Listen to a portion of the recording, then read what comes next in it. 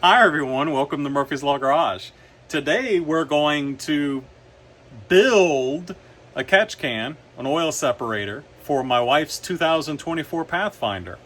J&L hooked us up with a bunch of parts here, and they don't currently have a SKU for a Pathfinder, and if you look anywhere on the internet, people are just building their own. Well, it's a direct injected motor, and there are issues with sucking in oil and carboning the valves, so we need to fix that. Once you come along with us, I'm going to show you what I've got. I'm going to design, using these parts here, a catch can, take a bunch of measurements. We're going to give it to J&L, and by the time we're done with this video, you'll know how to install your J&L oil separator on your Pathfinder using the work we're going to do in this video. Isn't that cool? You're going to watch me design it, and the one that shows up to your door will have been as a result of what you saw in this video. So let's get to it.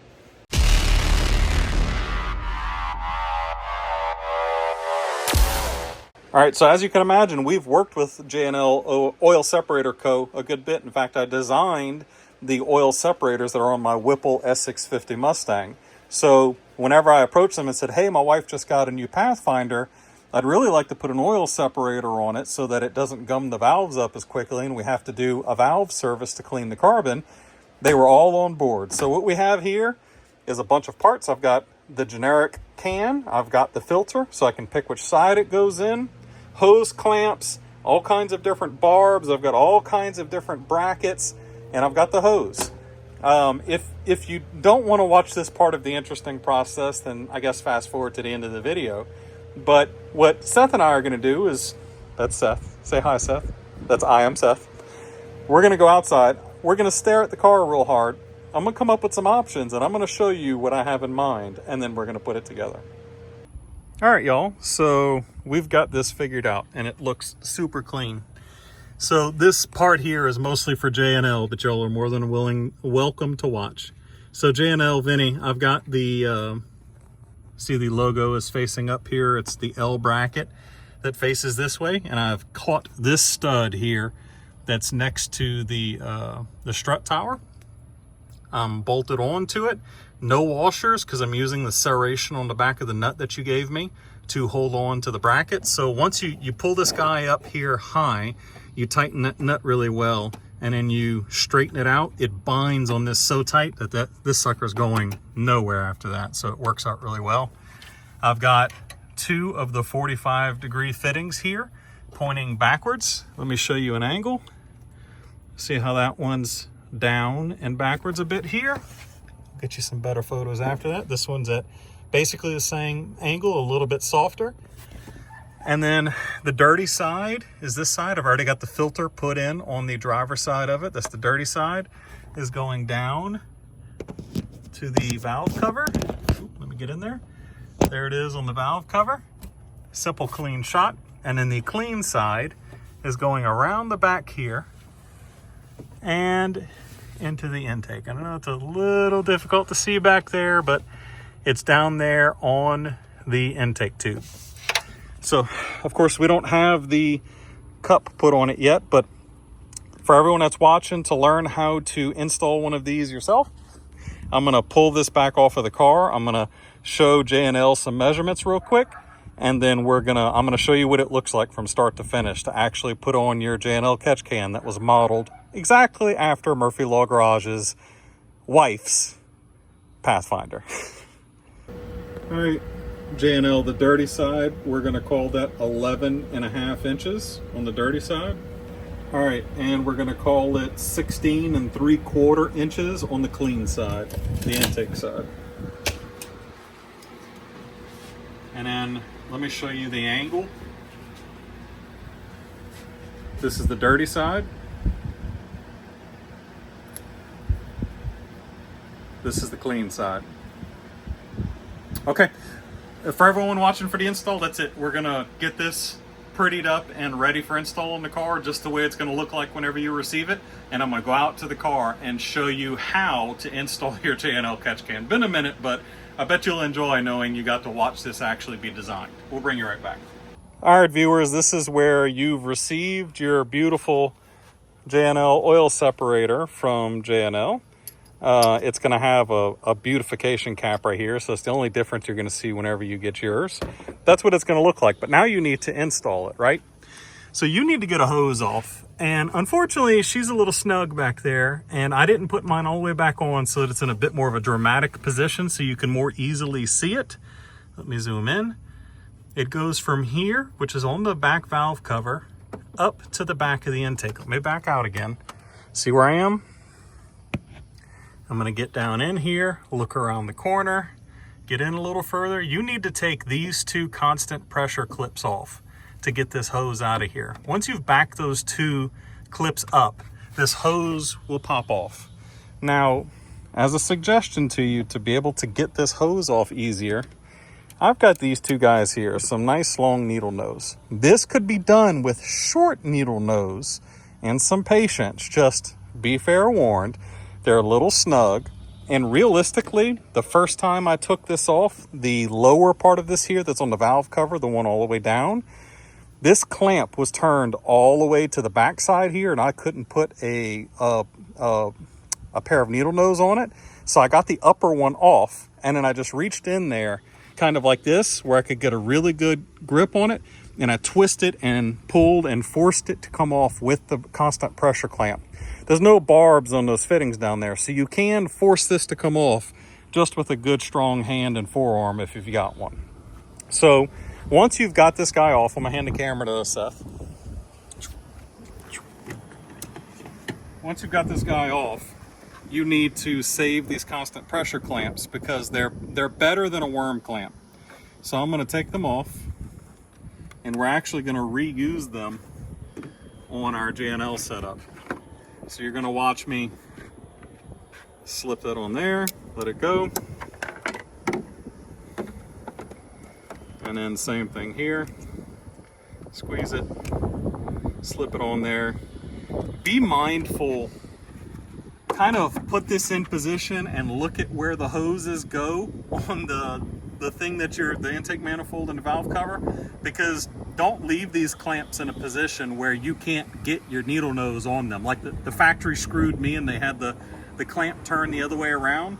Make sure that like where this goes down to the valve cover, I actually need to rotate this one further this way so that the prongs are here rather than here, so that I can actually get to it with my needle nose pliers. So once you've got this guy on here, I suggest rather than bolting here onto that stud immediately, now the catch can's in the way of you actually using your needle nose pliers unless you have some very thin arms. So I'm actually going to just take the can and rest it right here, and then I'm going to connect my hoses. Now, as you saw with me designing this is the dirty side. This one goes to the valve cover. The valve cover is the one that's down low over here, right? It's the one that's all the way down, and then the clean side is the one that's all the way up here on the actual intake. So right hand side is dirty, it goes to the valve cover.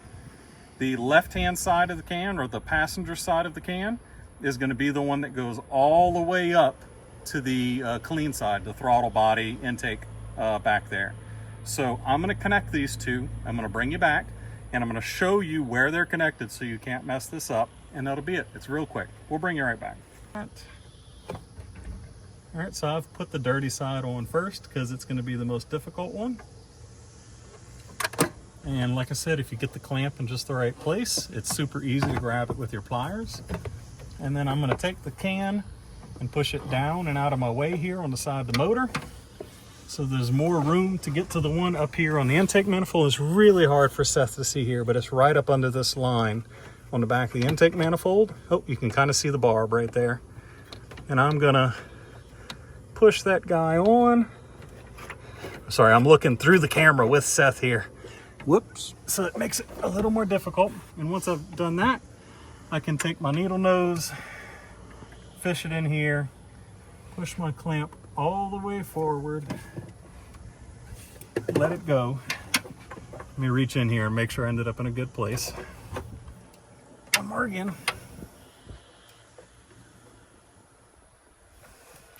You can actually look across the top of the motor right here and see it. And then bam, there it is. You can actually see the clamp and where it's on the top of the motor right here. So now that I've got these two in here, it's easy enough for me to now bring the can up. We're gonna slip the can onto its stud. Seth has already got the nut ready for me. I'm gonna run the included nut down onto the stud. I'm gonna hold, you see how the can's a little bit above level right now? I'm gonna hold the can all the way up above level. Don't worry about that, we're gonna fix it in a second. I'm gonna put my 10mm on this and I'm gonna tighten this nut down. It's gonna try to turn the can, so hold it still for a second. Get it nice and tight, and when you get that last little bit, you can let the wrench turn the can some until it's level, like that. One more, and that's it. Can's solid, it's not going anywhere. Bam, just like that. Custom J&L Oil Separator Co. Oil Separator catch can. I'm gonna get this video over to J&L. They're gonna produce y'all a SKU that you can literally just go on the internet, click buy now, and you will have this catch can. Now, a common question here is, for one, why catch can? This motor is direct injected and it doesn't have port injection, which means there's no fuel washing over the back of the valves. And because of that, over time, that oil that's not being captured by a can, if you don't have one, will find its way onto the back of the valves, mix with other grime in the engine, and just coke carbon, burnt carbon up on the back of the intake valves, which requires a costly maintenance where you have to actually pull the intake off and walnut blast the back of the valves to clean them up, because you'll lose power, you start throwing check engine lights, it's bad.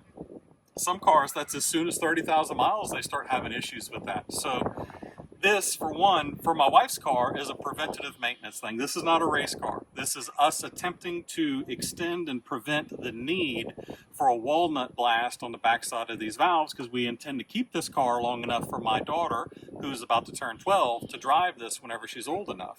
So that's why we're doing it. If you have a performance vehicle, if you care about performance, the oil, the atomized oil that is entering into your engine actually reduces the effective octane of the fuel and causes the motor to pull timing, because it will record knock events. So if you care about the performance of your car too, you want a catch can, because you need to get rid of that atomized oil that's entering the engine that is effectively reducing your octane. So let's say, for instance, you've put 87 octane in it. If the engine gets nice and hot, the oil gets nice and hot, and it starts atomizing that oil really well, and it goes straight into the engine, your 87 octane becomes 86, 85, 84, 83, especially when you stick the pedal in the floor and the engine is really churning that oil up. So that's why, Seth, if you want to pan around, got a Ford Explorer ST here and a 800 wheel horsepower Mustang, Whipple supercharged Mustang. On these vehicles, we also run catch cans, oil separators, for that exact reason. I don't want knock. I don't want to lose timing. I want all of my power. So this is both a power, maintain the power you have, maintain the octane you have, and keep your valves clean modification. Anyway, J&L is an awesome American-made company. Y'all go ahead and pick yourselves up one. Y'all get it installed, and thank y'all for watching as we help them design and set it up for a 24 and forward Pathfinder. Y'all have a good one. Thank you for watching the video. As usual, we love you. God bless. Peace.